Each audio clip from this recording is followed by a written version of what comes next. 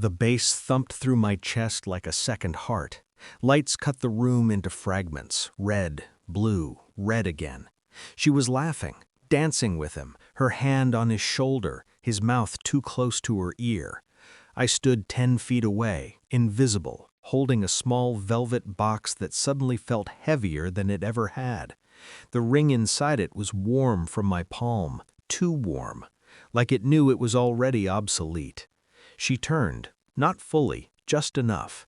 Our eyes met for half a second, a flicker, confusion, then recognition, sharp, panicked. I didn't wave, didn't smile. I walked past her table and placed the ring on her chair, carefully, centered, as if presentation still mattered. Then I kept walking, straight to her friend, the gorgeous one, the one who always watched me a little too closely. Behind me, the music kept playing, but I felt the moment she froze. I didn't look back, because I already knew.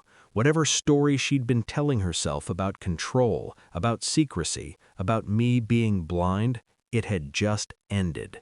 I hadn't planned tonight like this, not originally.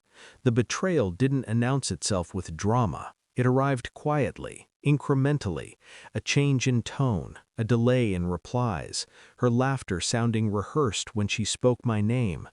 I told myself I was tired, paranoid. Men do that when they love deeply, they doubt themselves first. But patterns don't lie. She started guarding her phone like it was a second skin, started dressing differently for girls' nights, smelled unfamiliar when she came home, cologne that wasn't mine, excuses that didn't quite fit. Still, I didn't accuse. Accusations are for people without proof. I watched, I listened. I learned the rhythm of her lies, how she'd over-explain harmless things and underplay the dangerous ones, how her eyes drifted left when she said his name, just a coworker, just a friend. And then there was the party invite, his name on it too. That was when denial finally cracked, not shattered, just enough to let the truth breathe. I didn't feel rage, not yet. I felt something colder, clarity. I became precise. I pulled phone records under the guise of billing errors, tracked late-night calls that aligned too perfectly with her overtime. I memorized timestamps, cross-referenced locations. Externally, I was calm, present, affectionate. Internally, I was cataloging everything. I watched how she spoke about him, never too much, never too little. How she laughed harder when his name surfaced accidentally. How she stopped wearing the necklace I'd given her.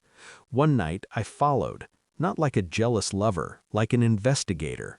I sat in my car across the street and watched her walk into his building without hesitation, no pause, no guilt. That was the moment something inside me sealed shut. I didn't confront her when she came home, didn't ask questions I already knew the answers to. I ordered the ring the next morning anyway, not as hope, as punctuation. The confirmation came days later, a forwarded message she'd forgotten to delete, my name misused in a joke, my absence turned into convenience. There it was, undeniable. I didn't scream, didn't feel the need to. I rehearsed nothing. I simply waited. At the party, when she finally broke free from him and rushed toward me, eyes glossy, voice trembling, I raised a hand. "Don't," I said softly. I handed her my phone, opened to the message, let her read her own words reflected back at her. Her face collapsed in real time. She tried to speak, failed, reached for me like instinct might save her. I stepped back. Silence did the rest. I didn't leave immediately. That would have been mercy. Instead, I walked back to her friend, the gorgeous one, the witness, the variable she'd never calculated. I asked her to dance. The room watched. She watched. Every step was measured, every glance deliberate. I leaned in, just enough for her to hear me say, she was never mine. I was just the last to find out. Across the room, she unraveled, publicly, quietly, exactly the way betrayal deserves. I left the ring behind. I took my dignity with me. Later, alone, I felt nothing resembling grief, No tears, no longing, just the clean aftermath of truth. Betrayal doesn't break you, it teaches you where you were blind, and blindness, once cured, never returns. She lost more than a partner that night. She lost the version of me who would have forgiven her. I walked away lighter, not because it didn't hurt, but because it no longer owned me.